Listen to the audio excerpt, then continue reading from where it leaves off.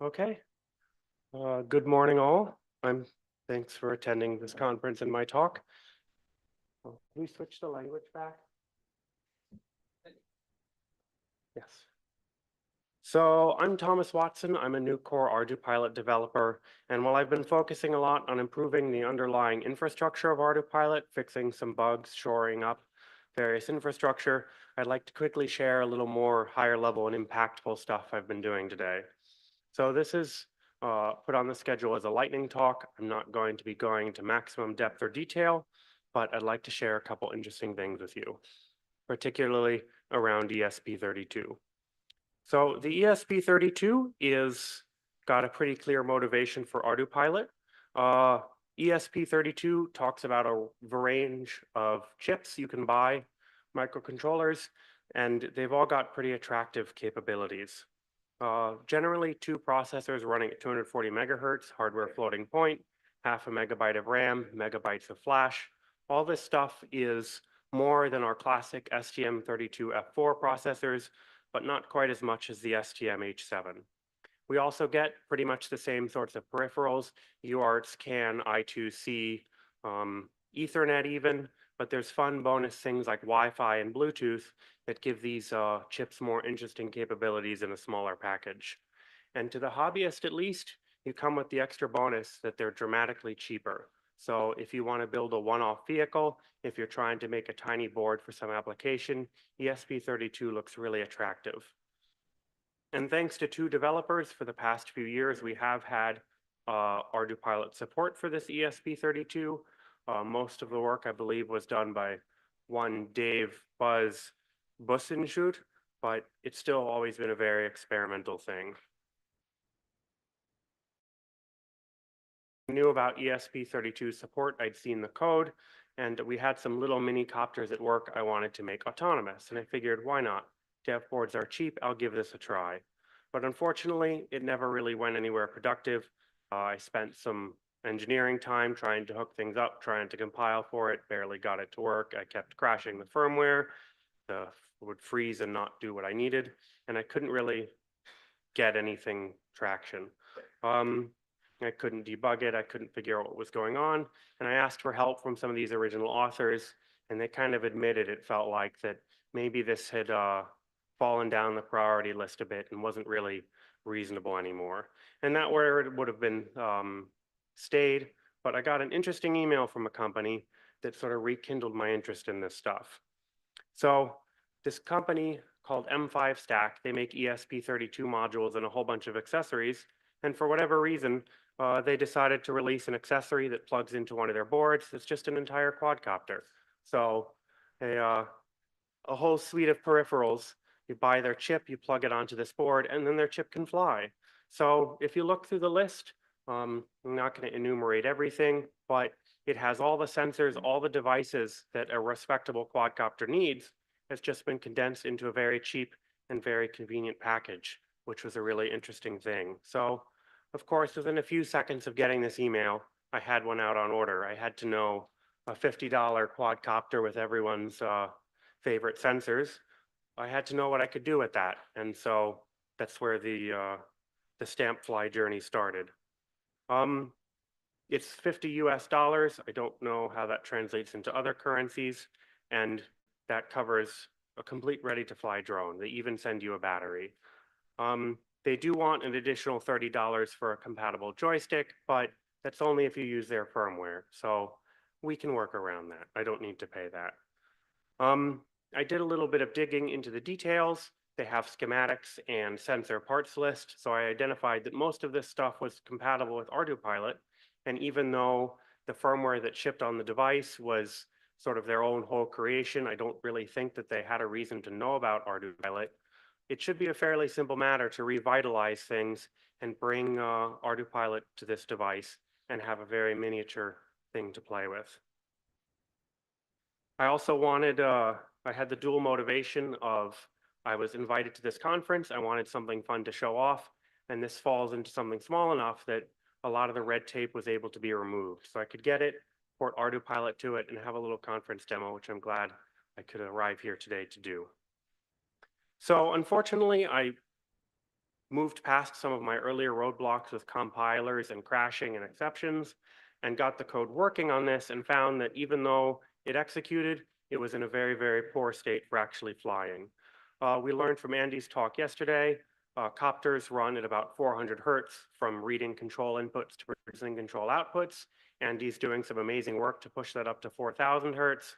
And my little thing here, after fixing some bugs in the measurement, which were obscuring our true numbers, we found we got 17 whole hertz. So something this tiny, there's absolutely no way we can get a control algorithm working. And we had a lot of work ahead of ourselves to make this a usable product. But fortunately, I was able to do that. I made a couple landmarks along the journey, and I wanted to share them because they point to some of the particular ESP32 weaknesses. We saw on paper that they've got all those same components as STM32, but there's some major architectural differences that make them difficult, and we still have to conquer, and I had to do some work on. In particular, ChibiOS has been, as I understand, a wonderful part of ArduPilot, managing the hardware and time slicing and threading to make our 400 hertz and our 4 kilohertz and all of our sensor input and output possible. But ESP32 is pretty much fixed to what they call free RTOS. It does nominally the same thing, but it's sort of bulkier and slower, but you need it if you want to use their Wi-Fi drivers. So if you want to have the main advantages of this chip, you're locked into their operating system, and their operating system isn't quite up to snuff. But we were able to fix it, get some speed improvements, fix some of the scheduling work so that we could sort of migrate up the path to an adequate execution speed. The other thing that the chip does is that they sell it with several megabytes of flash. The one we use in this copter has 8 megabytes, which is 4 times more than even our cubes today. But every single byte is over an external SPI bus. So even though there's a lot of space for a lot of code, executing that code isn't fast. And we were able to do some tune-ups with the way the accesses were performed and the way they were cached to get it back in the realm of plausibility. So today, at least last I measured, we're able to run at a loop rate of around 190 hertz. I backed that down to 150 hertz so that we had some overhead. We're not at maximum capability all the time. And that provides a totally reasonable flying experience to someone who's not a wizard like me. I'm sure those beta flight people and Andy would wonder what's taken so long, fall asleep in between loop cycles. But for us, it's very nice. So once I was able to see that the loop rate had achieved a good value, I took some time to start bringing in sensors, start fixing bugs, start modifying the how to actually get this thing going. A couple particularities. One of the big things is that our current motor driver for ESP32 is PWM output only, traditional 50 hertz or 400 hertz single wire stuff. I had to modify that for the brushed motors on this copter, and I plan to contribute that. We've also had some other contributors working at this time. I don't know if I motivated it or some other folks have had a bee in their bonnet, but we got some important contributions to ESP32, like upgrading the SDK release we use so we're not years out of date, fixing some bugs in some other drivers, and it has been some good activity, not just from me, but from some others in the community. If you like this low-level stuff, if you're bored of flight code and want to start breaking out debuggers, I invite you to jump in. I'll have information on how to get started at the end. It is worth noting that we don't have a nice configurator. We don't have hardware def.dat. The configuration mechanism is you find the file named after the person who's closest to your copter, go ask them for help, and then tweak the C code to work on your particular vehicle. So I was able to get things together and authorization from Randy for a little flight demo. So I'll show you what our actual capabilities are today. It'll take a minute to set that up, but I'm very excited.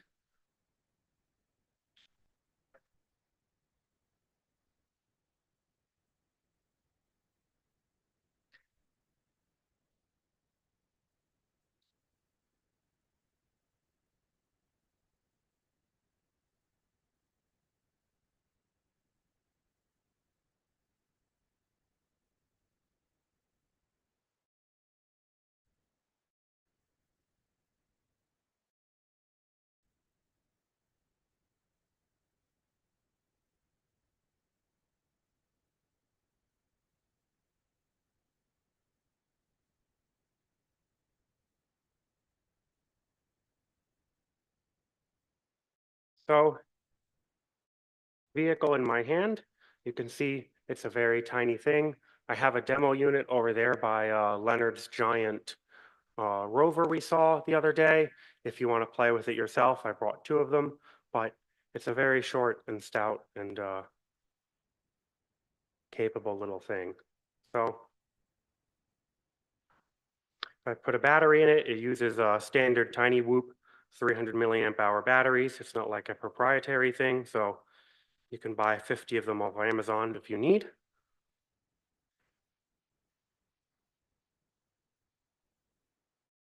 We have got Mavlink working over the built-in Wi-Fi on the chip. So I have an Android phone here that's simply running that I'll be using to feed joystick data over from a game controller.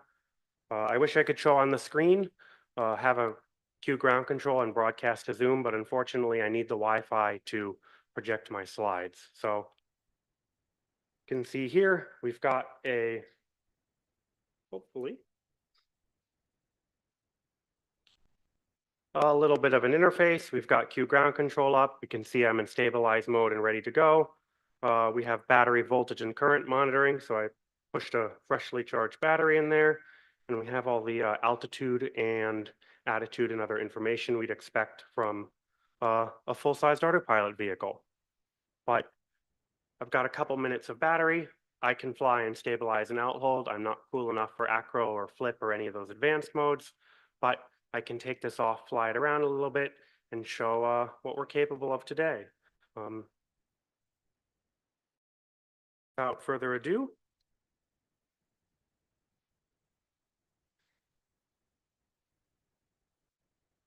people in the back will just have to listen based on sound. I promise it's here and flying.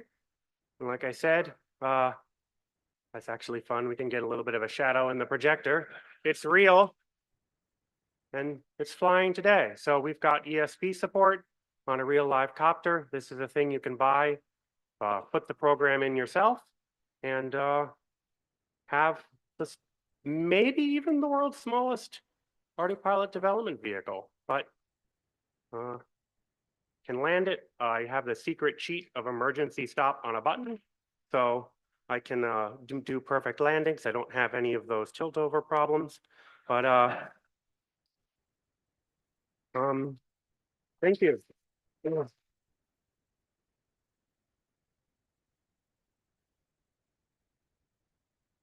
So all fun aside, which I'm very happy that went smoothly, um, there's still work to do.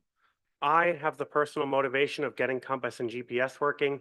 We have a supported compass. I just haven't wired up the driver. I made a GPS module. I just haven't had a chance to fly it. And then that'll sort of complete the basic flight systems. Any of these giant monsters people were flying at the demo fields, you can do the same thing with this for a short amount of time. This is all living in a personal branch right now. So I'd like to work to upstream it, make it code that others can modify. It's public, so you can get it. And then that'll sort of stabilize this as a reference ESP32 vehicle. There's a lot of internal stuff to do. I have this second list of items, which are not just for me. Anyone who is sufficiently motivated, you can pick one of these and work on it. I think performance is still a big thing. Our CPUs are good. We should be able to see 400 hertz, but the those architectural things still need to work on. I haven't done any profiling or debugging yet, although I'm told it's possible. I've just been sort of identifying visually, and I think if we had a more focused approach, we could get there to 400 hertz. There's some stuff we can learn too. STM32s are moving to external flash as well. So I think there's lessons we can learn here that'll apply to bigger vehicles in the future. CAN drivers are an important thing. This has a CAN peripheral. We don't have an abstraction for it in our HAL, but it should be straightforward to add. And I think this could make this a really exciting perif target. I got asked by several people at the conference, where's perif support? And that should be possible, but someone's got to write the CAN bus driver first, or you'll have a pretty boring perif. Optical flow and LiDAR are sort of two advanced sensors that it does ship with. They've picked not very good ways to integrate them in their board. so I don't know if actually using them will be feasible.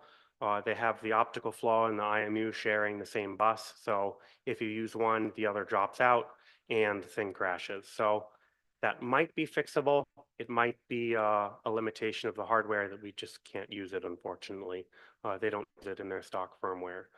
They have one of those indoor-only LiDARs, two of them actually, a variant which needs its own driver, so someone could do that and then have obstacle avoidance and terrain height. Scripting and file systems should be supported, but I haven't tried them yet. Um, I have dreams of a companion computer for even more advanced flight. I'm sure I'll get battery life down into the seconds, and even something as small as a Raspberry Pi Zero sort of crushes this poor thing. But people are coming out with even smaller devices that might be able to have ROS on this, have a camera, and start doing even more advanced things. Um, I'd like to look a little bit at the joystick. I'm not porting EdgeDX to that, but even then, it'd be nice if you could buy their little kit and fly it that way with ArduPilot. So, uh, final words. If you want the slides online, these are where you can get the code. The branch that I'm using, I set up a developer environment using Nix for those who know about it, which you can use to easily set up ESP's SDK and compilers and stuff. The Stamp Fly is available most easily for purchase through Mouser. I have a link for the vehicle itself and the joystick and charger I mentioned, and you're welcome to buy these and do what I've done, and you're also welcome to use ESP32 as a starting point for your own vehicle. I still think it's for developers only. If you're an ArduPilot hobbyist and haven't built the code a dozen times before, it's probably not ready for you yet, but if you are and you've got something you want to be able to hand to your kid, maybe this is a fun vehicle for you. One last note is that Mouser, I've never actually seen it in stock. This does seem to be pretty popular with the ESP community, but you can register yourself for a back order and it took a couple weeks to arrive. So with that, thank you for listening. It's sort of a half talk, but I think it was pretty fun. Thank you.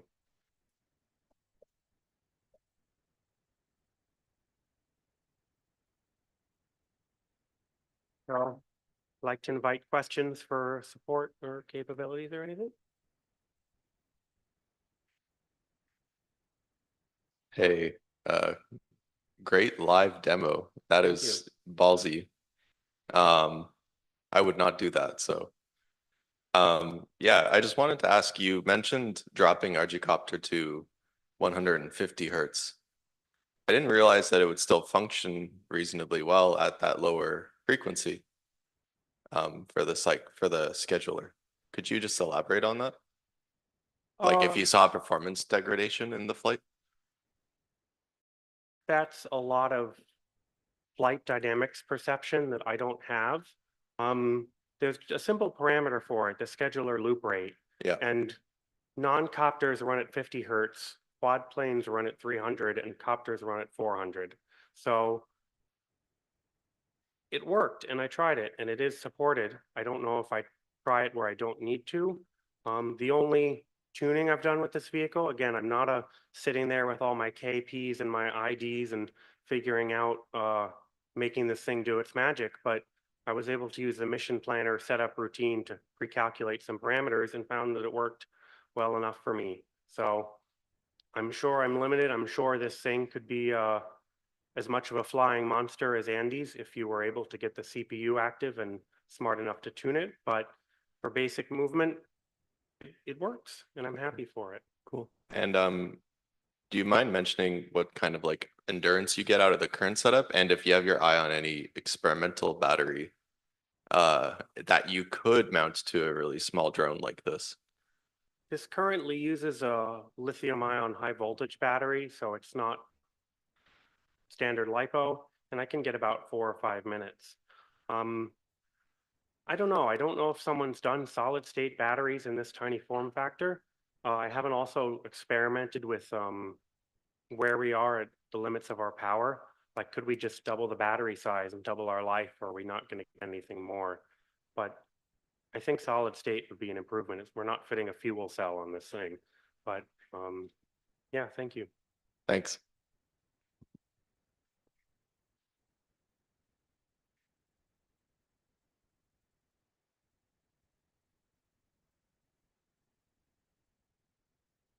So, oh, gosh. I suspect with your current setup, if it supports threading, you could use my PR and drop the loop rate to like 50 hertz and then run the rate controls at 400 hertz. And I suspect it might just about work. I think that will be possible from a CPU time perspective, and that's actually very interesting to try. I think a big part of the issues we face are overheads in the OS from things like locks and thread switching, which might put us further behind, but that's certainly a good thing to try.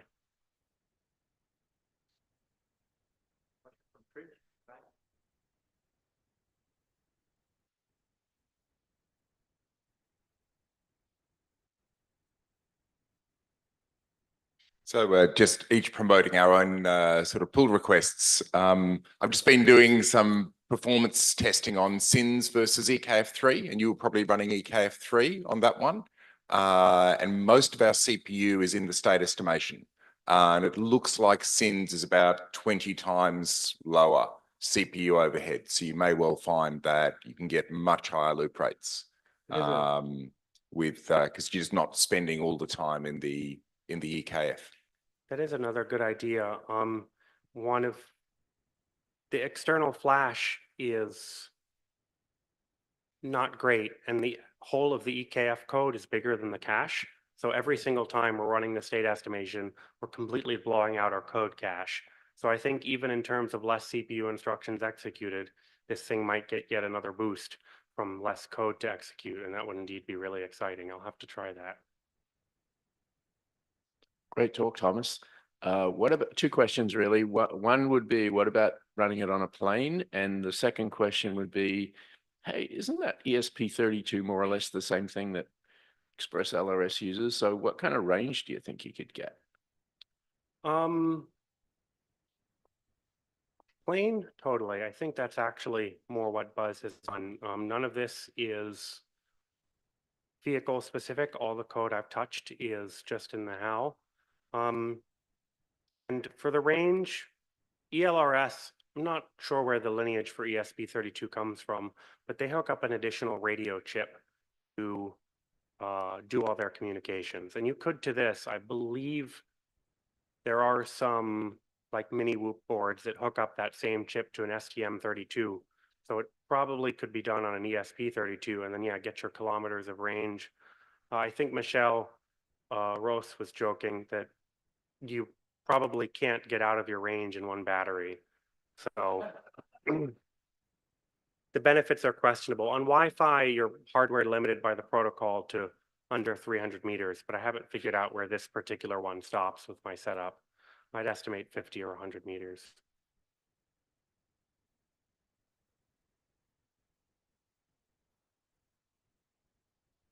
Actually, have you looked at the floating point performance on the ESP32? Like, could that be something that would be slowing things down a bit? Like just comparing the performance between, say, even F4 and ESP32? It's quite possible. I don't actually know what it is. Like I said, I think a principled approach to performance is a great next step. I've just been throwing darts really and getting a little lucky.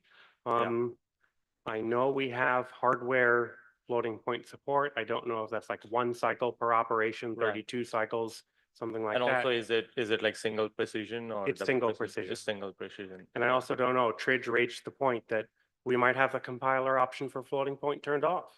So yeah, it's possible that it's running like software floating Mhm. point and stuff like that. Yeah, not hardware. So if you like those little details, come and join us.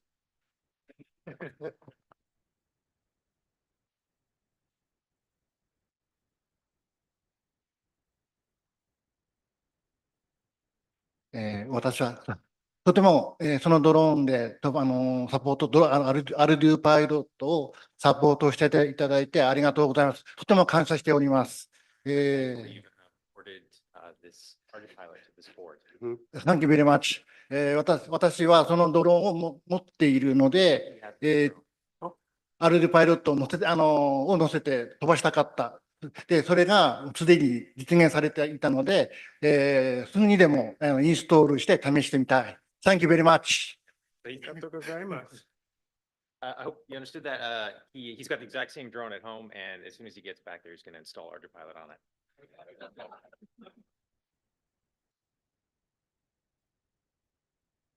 All right. I think that's everyone. Thank you so much again.